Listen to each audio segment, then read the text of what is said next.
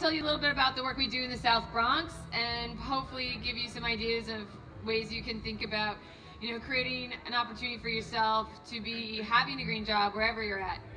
Because I actually started off working after college in corporate America, and I couldn't tell you how upset I was. It literally was one of those things after college, like I had to have a job, I had to pay school loans, and I was not going to do my dream. And I realized, how can I make this work for me? And what I found myself doing is that, in corporate America, I was able to do really interesting things like setting up recycling systems and all the things that weren't in my job description, but I found ways to make the job green. So if there's any takeaway, I want you, and just as Billy pointed out, there's lots of ways you can get into the field without actually being formally identified as a green job holder. And it's something that I think in order to find your path in life, you really need to go beyond your comfort zone, especially if you have passion. So what we do at SSBX, I don't know if you're familiar with it, but really it's an amazing organization.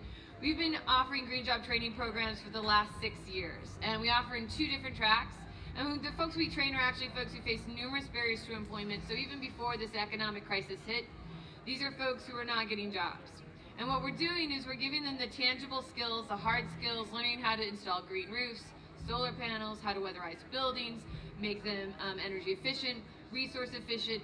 And over the course of 14 weeks, our students walk away with skills that not only make them marketable to employers, but they also have the tangible soft skills that help them retain jobs. And that's the other big thing that, as we look at the crisis that's hit our economy and all the job training programs that are going to be offered out there, it's really important that we really make real pathways out of poverty. And there's a lot of talk about job training programs, and to the extent that you all get involved or want to be part of that, I really encourage you to look at being holistic in how to address green jobs, because if we don't look holistically at the problems facing our climate, facing our nation, we're only going to be at the same situation in several years. Because the reason we're in this mess is because we failed to look at the systems. We failed to see the interconnectivity of putting our money into coal-based or other fossil fuel-based economies or systems, and not looked at the repercussions, the impact from those types of development. The other things we do at Sustainable South Bronx, we leverage the on-the-ground training program with policy change.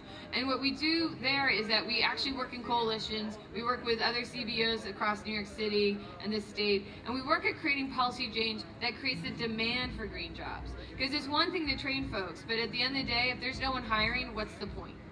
And our big concern is that, we're talking about all this training, but we're not creating enough policies to make sure that we shift the bad system that we've created. So on those ends, we've actually created some really interesting policies related to clean water.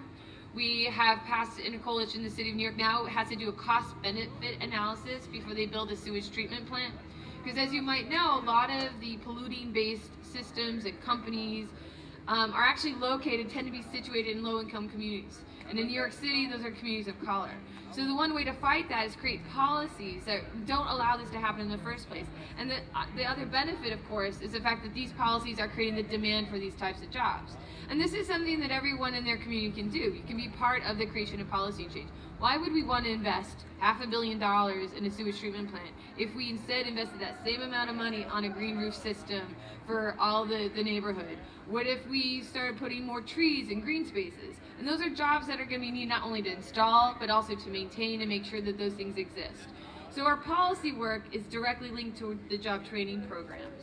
And I really encourage all of you, as you try to think about going into these sorts of lines of work, look again holistically, because if you don't have the policies that support the on-the-ground work, it's going to be a drop in the bucket. And again, we're going to be in the same situation that we're in now several years from now. And the other aspect of our work is we're really trying to encourage a new generation of thinkers and doers so that they actually go into life thinking about sustainability, thinking about climate change, thinking about how to design our systems better. And what we've been able to do is through a partnership with MIT, we have this program called the Fab Lab, and we're training high school students to think about science, technology, engineering, and math, and basically using the digital age to retrofit our current age. And what's incredible is that we're working with young kids from the South Bronx who want to be the next green engineer who's going to build a high-rise in New York City. We got kids who now want to go to college and be the next architect who's going to get recognized recognized for the newest green building. You know, so I really want to hope you walk away with the idea that anything's possible. You can work in any community and make it green. Even in the South Bronx, the poorest congressional district in the U.S., we're doing a lot of great things. So if we can do it in the Bronx, you can do it anywhere.